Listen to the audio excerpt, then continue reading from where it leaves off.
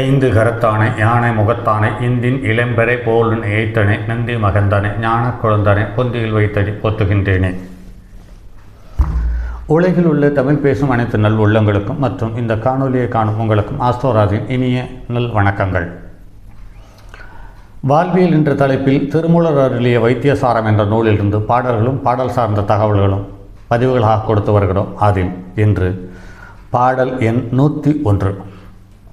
இதில் சூளை நோயில் 18 வகை என்று இந்த குடைச்சல் குத்தல் போன்ற வழிகளை வித்தியாசமாக தரும் இந்த நோய்களை 18 வகையாக அடையாளம் காட்டியுள்ளார்.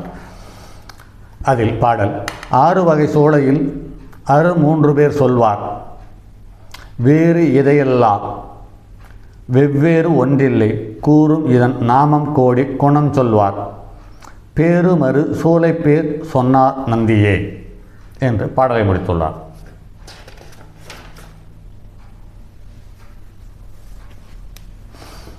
இதில் 6 வகையான சூளையில் 6 பெருக்கல் 3 சமம் 18. 18 வகையான பிரிவுகள் உள்ளன. இதன் குணங்களும் பெயர்களும் வெவ்வேறு வகைப்படும். அதன் முழு விவரத்தையும் குருநாதர் நந்தி பகவான் எனக்கு விளக்கமாக கூறியுள்ளார். அடுத்து பாடல் எண் 102. நீங்காத பெண்மலடு. பெண்களுக்கு வரும் மலட்டுத்தன்மை சார்ந்த தகவல்களாக அடுத்து வரும் பாடல்கள் அடையாளம் காட்டியுள்ளது. அடுத்து பாடல் நந்தி உரைத்தது நலமான கற்பத்தில் அந்திய நோய்தான் 6 வகை கேளு நீ பொந்தியில் வாயும் தேயும் கூடிடில் மந்தி மலடாவால் மரண வரை கென்னே என்று பாடலை முடித்துள்ளார். நந்தி பகவான் மேலும் கற்ப வியாதியின் நிலைகள் பற்றி கூறினார். அந்த கற்ப வியாதியில் 6 வகைகள் இருக்கின்றன. அதனை இங்கு கூறுகிறேன் கேள். கற்பப்பையில் வாயுடன் தேவு எனப்படும் அக்னி கூடிடில் உயிர் உள்ளவரை மலடியாகத்தான் இருப்பாள் என்று கூறுகிறது.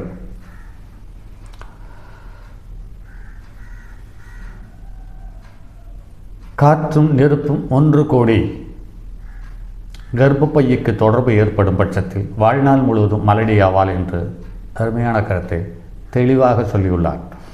அடுத்து 103. புழுவால் மலடு. வரையான கர்ப்பத்தில் மலட்டு புழுப்புகில் விரையாம் சுக்கிலத்து விரைந்து உண்டிடும் கரையாமல் அடியாம் காணாததை போக்கிடில் துறையான பிள்ளைகள் சுகமாக ஜெனிக்குமே என்று பாடலை கூறியுள்ளார். பெண்ணின் கர்ப்பப்பையில் மலட்டு புழு இருக்குமானால் அது ஆணின் சுக்கிலத்தை உடனே உண்டுவிடும். இதனால் கருத்தரிக்க முடியாதபடி செய்துவிடுகிறது. ஆகையினால் உடனடியாக இந்த மலட்டு புழுக்களை அகற்றிவிட்டால் கருத்தரித்து குழந்தை நல்லபடி பிறக்கும் என்று பாடலை கூறியுள்ளார்.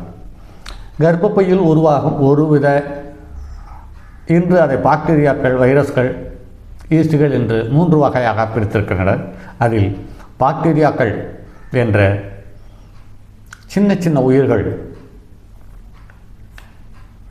பெண்ணின் கர்ப்பப்பையில் சேரும் விந்துக்களில் இருக்கும் உயிரணுக்களை சாப்பிட்டுவிட்டு அந்த உயிரணுக்கள் அற்ற ஒரு நிலையை உருவாக்குவதால் கர்ப்பம் தரிக்காது என்று அழகாக சொல்லியுள்ளார். அது நடைமுறையில் ஆங்கில மருத்துவத்திலேயும் அதை சுட்டி காட்டுகிறார்கள் என்பது சற்று பெருமிதமாக இருக்கிறது. அடுத்து பாடல் எண் 104.